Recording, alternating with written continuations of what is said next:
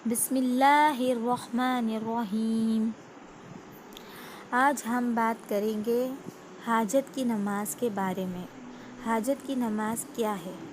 دیکھو، سب سے پہلے تو یہ بات ہے کہ کرنے والی ذات اللہ کی ہے، اس میں کوئی شک نہیں ہے، لیکن اللہ نے اللہ سے لینے کے کوئی ضابطے بتائے ہیں۔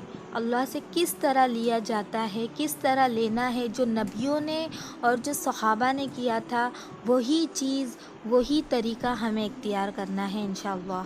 اللہ رب العزت نے خود فرمایا کہ اللہ سے لینے کا براہ راست راستہ وہ صرف ایک ہی ہے، نماز ہے، صرف ایک ہی ہے نماز۔ کتنے بھی بڑے کتنے عامل کے پاس جائے، عامل بھی تو مخلوق ہے، اس کو کس نے بنایا؟ اللہ نے تو بنایا، اس کے بس کی کوئی بات نہیں ہے۔ پھر رہی بات وظیفے کی، وظیفہ کچھ حد تک ٹھیک ہے، کچھ حد تک ٹھیک ہے، لیکن اس کو اپنے اوپر مسلط نہ کرو۔ وظیفے کے بھی بہت سارے شرائط ہوتے ہیں۔ وظیفے کرنے کے لیے ہم کو سب سے پہلی شرائط یہ ہے کہ ہمیں 5 وقت کا نمازی بننا ہے اور مکمل اللہ کے احکام کو پورے کرنے والے بننا ہے، تب جا کے وظیفے سکسیس ہوتے ہیں، تب جا کے وظیفے۔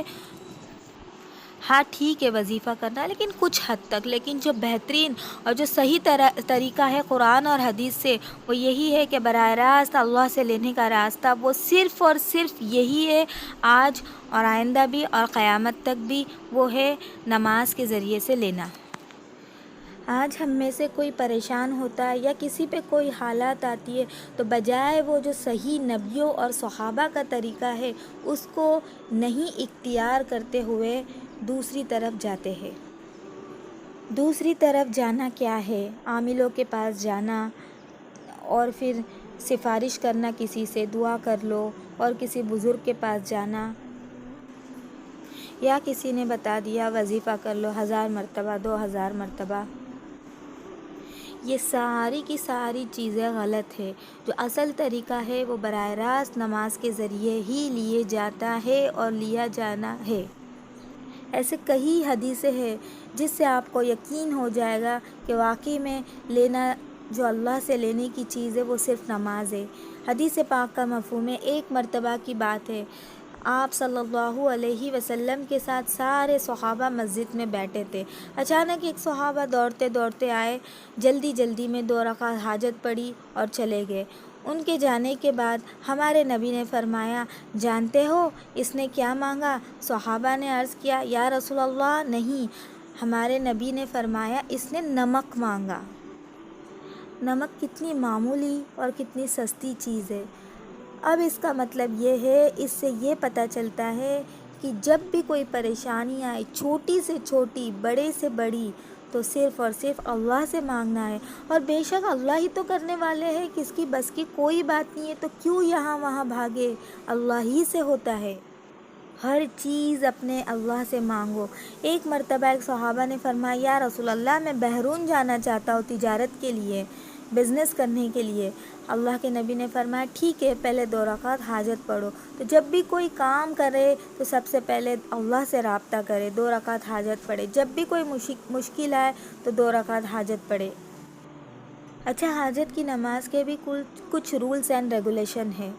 جب بھی حاجت کی نماز پڑھے، چاہے 2 4 جتنے آپ پڑھ سکو، لیکن پورے یقین کے ساتھ پڑھے کہ اس نماز کے ذریعے ہی مسئلہ حل ہونے والا ہے، اور کوئی ذریعہ نہیں ہے اور کوئی دوسری چیز نہیں ہے جس کے ذریعے ہماری حاجت پوری ہو سکے۔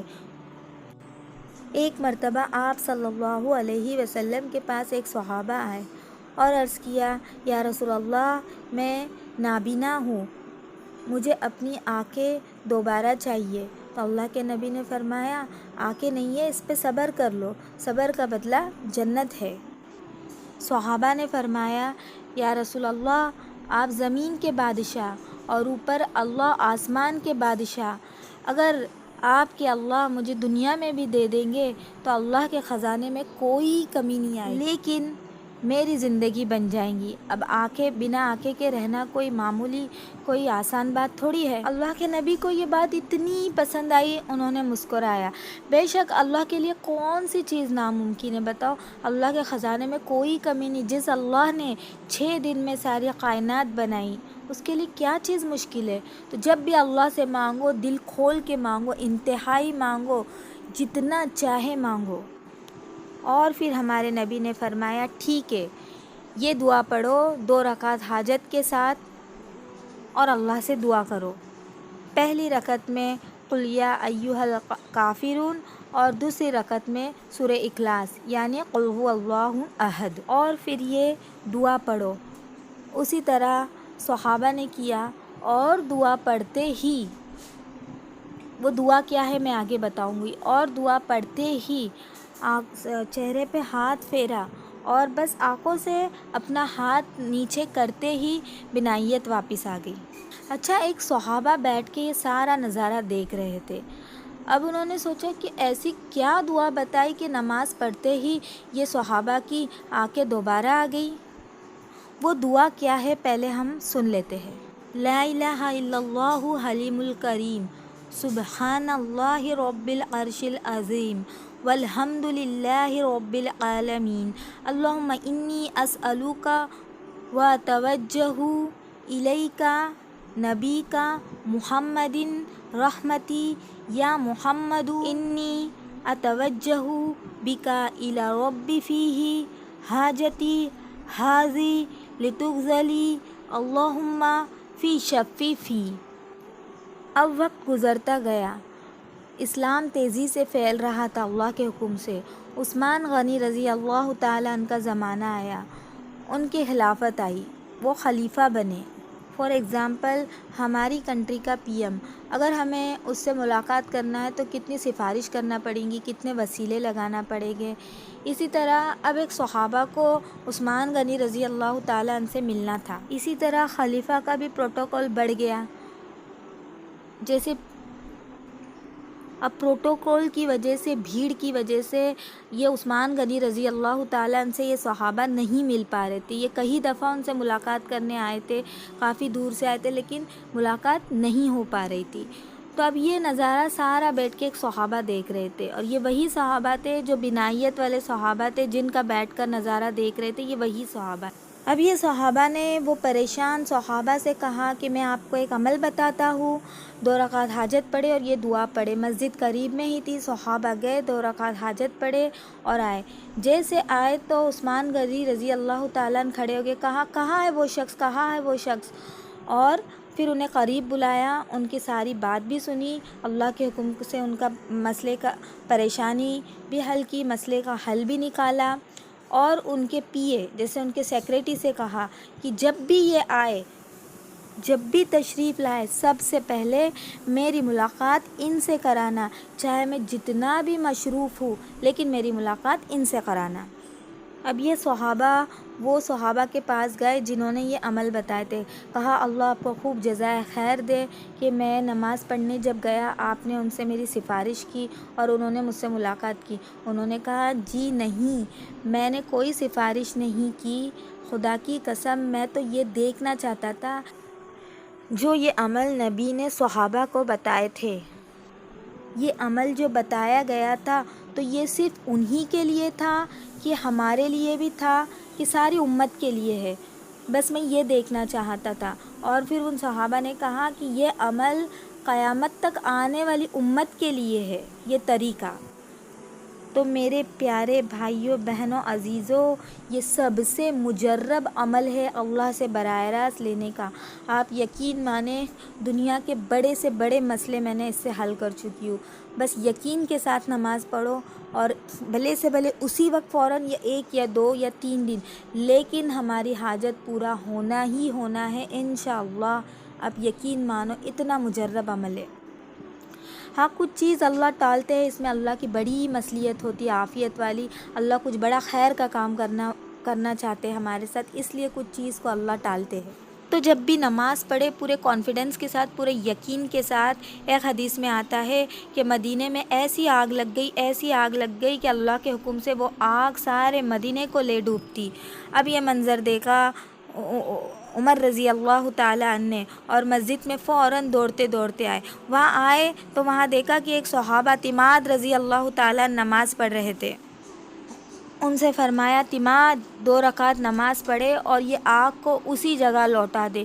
کیا کانفیڈنس! میں کیسے بتاؤں، میرے پاس الفاظ نہیں ہیں۔ جیسے میں کسی شخص کو کہہ رہی ہوں کہ فار ایگزامپل یہ پین اٹھاؤ اور اپنی جگہ رکھ دو، مجھے یقین ہے اب یہ اٹھائیں گا وہاں رکھ دیں گا، ایسا یقین بناؤ میرے پیارے بھائیوں بہنوں عزیزوں۔ اس یقین کے ساتھ نماز پڑھی، جیسے الفاظ تھے عمر رضی اللہ تعالیٰ عنہ کے، اسی طرح اللہ کے حکم سے وہ آگ لوٹ کر اپنی جگہ چلے گئی۔ کیا یقین، کیا نماز! اس میں بھی شرط حاجت کی نماز میں کہ سب سے پہلے اپنی نماز کو بنائیں، صحیح نماز، کیونکہ جب نماز کے اندر کی چیزیں صحیح ہوں گی تو ہی ہماری نماز اور دعا قبول ہوں گی۔ حاجت کی نماز کی بھی کچھ شرطیں، سب سے پہلے یقین۔ دوسری بات، دعا مانگنے کا طریقہ۔ دعا مانگنے کا بہت سے طریقے ہیں، لیکن میں مختصر سی چیز بتا رہی ہوں۔ پہلے تو اللہ کی خوب تعریف کرنا ہے، اللہ کے حمد اور ثنا کو پیش کرنا ہے، اللہ کو خوش کرنا ہے، پھر درود شریف پڑھنا ہے۔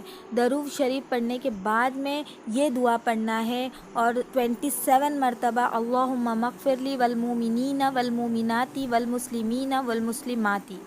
حدیث پاک کا مفہوم ہے کہ ہم جب پہلے اپنے مسلمان بھائی بہنوں کے لیے جو دعا مانگتے ہیں، اللہ سب سے پہلے وہ چیز ہمیں عطا فرماتے ہیں۔ بہت ساری چیزیں دعا مانگنے کی، میں مختصر سی چیز بتا رہی ہوں۔ اور اس کے بعد میں ہمیں جس لینگویج میں اللہ کو راضی کرنا ہے راضی کرے، اور اس کے بعد میں پھر دوبارہ درود شریف کہنا نہ بھولے۔ حدیث پاک کا مفہوم ہے اگر ہم درود شریف نہیں کہتے اور درود شریف کے بعد آمین نہ کہتے تو زمین اور آسمان کے بیچ میں وہ دعا لٹک جاتی ہے، اٹک جاتی ہے، وہ اللہ تک پہنچتی ہی نہیں ہے۔ کہنے کے لیے بہت کچھ ہے کہ صحابہ صحابیات نے اپنے بڑے بڑے مسئلے ان نماز کے ذریعے حل کیے۔ کسی نے اپنا بچہ زندہ کیا، کسی نے بن چکی سے آٹا نکالا، کسی نے اپنے باغ میں پانی برسایا، کسی نے اپنے جیل میں ہی بادل کو پھاڑ کر پانی برسایا۔ بڑے بڑے مسئلے ہیں۔ تو یہ نماز دنیا کے سب سے بڑا طاقتور وظیفہ، دنیا کا سب سے بڑا مجرب عمل، اللہ سے براہ راست لینے کا راستہ صرف نماز ہے۔ صحابہ نے نماز کا یقین آ چکا تھا، نماز کا مزہ چکھ چکے تھے، انہیں پتہ چل گیا تھا کہ نماز کی حقیقت کیا ہے، تو اس نماز سے ہی اللہ کے حکم سے ہمارے سارے مسئلے حل ہوں گے۔ تو میرے پیارے بھائیوں بہنوں عزیزوں، نماز کو اپنے زندگی کا حصہ بناؤ۔ میں اپنے حساب سے یہ سوچتی ہوں کہ مسلمان کمزور کبھی ہو ہی نہیں سکتا، کیونکہ مسلمان کے پاس اتنا بڑا ہتھیار ہے، اتنا بڑا سرمایہ ہے کہ دنیا کی بڑی سے بڑی مصیبت، دنیا کی بڑی سے بڑی طاقت کو وہ ہٹا سکتا ہے۔ اس کے پاس نماز ہے۔ جب صحابہ صحابیات کو نماز ملی تو انہوں نے ایسا جشن منایا، ڈھول دف جو جائز ہے وہ ایسا بجایا، اپنی خوشی کا اظہار کیا اور کہنے لگے اب اللہ سے لینے کا راستہ مل گیا، اب اللہ سے لینے کا راستہ مل گیا۔ بے شک جب بھی کوئی پریشانی ہو تو بالکل ریلیکس ہو کے، بالکل پریشان نہ ہونا، بالکل مطمئن ہو کے کہ ہمارے پاس اتنی بڑی طاقت ہے، اللہ سے لینے کا راستہ ہے، وہ ہے نماز۔ ایسے یقین سے پڑھو کہ پہاڑ یہاں سے وہاں ہو سکتا ہے لیکن میری دعا رد نہیں ہو سکتی۔ یہ یقین والی نماز خدا کی قسم دنیا کا بڑے سے بڑا مسئلہ حل کر کے دکھائیں گی، اور ہوتا ہے۔ میں نے اپنے ہر چھوٹے موٹے ناممکن چیز کو ممکن کر کے دکھائی ہوں، لیکن کچھ چیزیں اللہ رکاتے ہیں، اس میں ہمارے لیے بہت بڑی خیر ہوتی ہے۔ کہنے سننے سے زیادہ اللہ عمل کی توفیق عطا فرمائے۔ جزاک اللہ خیر۔